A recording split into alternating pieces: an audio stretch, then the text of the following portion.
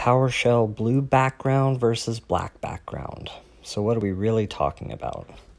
Well, we're actually going to be talking about the difference between PowerShell version 5.1, which is the blue background most people refer to, and PowerShell 7.x, or whatever the current version is, which is the black background. It used to be called PowerShell-Core. So along with this, we'll get an understanding of how PowerShell has become a cross-platform utility, something that can be used not just on Windows, but on other operating systems. And I'll show you how to tell what version of PowerShell you're actually using, even if the background has already been set to blue. So we'll learn the details of that as well. So let's go ahead and get into the various versions of PowerShell. Here we have the PowerShell-Core in black and the original PowerShell 5.x in blue. So here on the official documentation for PowerShell, we see that it's described as a cross-platform task automation and configuration management framework. In particular, note that it's built on top of the .NET Common Language Runtime. This is an important concept to understand. PowerShell 7.1, which is the current stable version, is version 7.2 is also available. But PowerShell 5.1 is actually related to Windows only. So just like the .NET framework used to only be available on Windows, PowerShell used to only be available on Windows. The Windows Management Framework are all of the pieces directly related to PowerShell that have to do with the Windows-specific system. If you have Windows 10, you already have PowerShell 5.1 installed out of the box. But PowerShell 7 is the current version that people are going to be using, whereas PowerShell 5.1 should be considered somewhat legacy. So when you're using PowerShell, you can actually change the shell itself. You can make the black background a blue background, at which point when you change the background color, you're not really changing any attributes of the shell. That's just a color choice. So if we couldn't actually see the welcome message on these shell windows and the colors were set to blue, they would look fairly similar. But that's pretty much just the surface.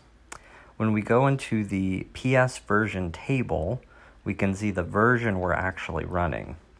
Here we'll get specifically into the PowerShell version with major, minor, and patch. So we do this in the original PowerShell 5.1, and we see that we actually get the specific details. So right away, you can tell the difference between what version of PowerShell you have without needing to worry about what color the background might be. So again, we can get into the details here by seeing the PowerShell edition, which the original was desktop, and we have the core edition in PowerShell 7.1. So if we were to look at a specific command, such as the archive command, or commands that have archive in them, you'll notice that in PowerShell 7.1 we have access to version 1.25 as well as version 1.0.1. However, in PowerShell 5.1, we only have access to version 1.0.1. Now, here I'm bringing up a version of Ubuntu running in a Hyper-V, a virtual machine on Windows, and I'm going to show you the PowerShell 7.1 available on Linux editions. Here we'll see that the PS version table, the specific PowerShell version, is 7.1. And if we looked at the edition, we'll see that it's the core edition. So when we issue the same command to look for the archive command, we'll see that we only have access to 1.2.5.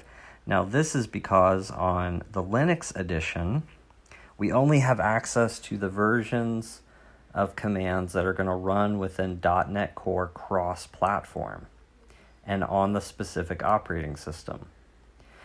While we're in PowerShell 7.1 on Windows, we're going to have access to the PowerShell-Core as well as the original Windows version because we have access to PowerShell itself.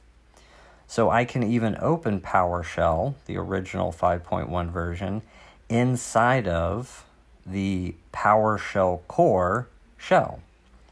So not to get too confusing with it, but when you're on Windows and you're running PowerShell or PWSH or PowerShell-Core, you have access to the other side of the equation. You have access to the desktop edition.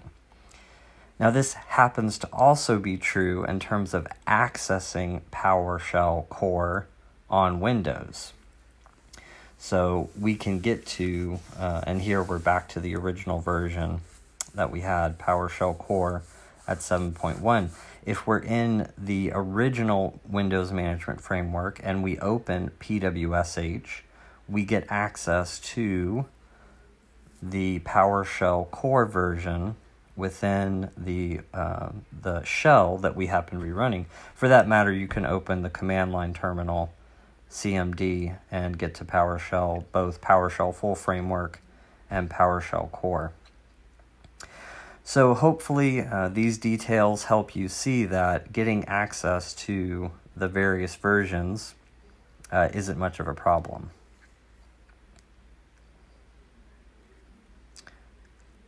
We can use get host to get access to the host or the shell is another way to get access to the different version information.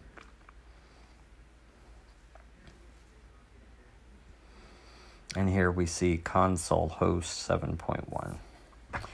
So hopefully you've enjoyed that. Hopefully you've found a little bit of information that helps you see the difference between PowerShell, PowerShell-Core, Blue background versus black background.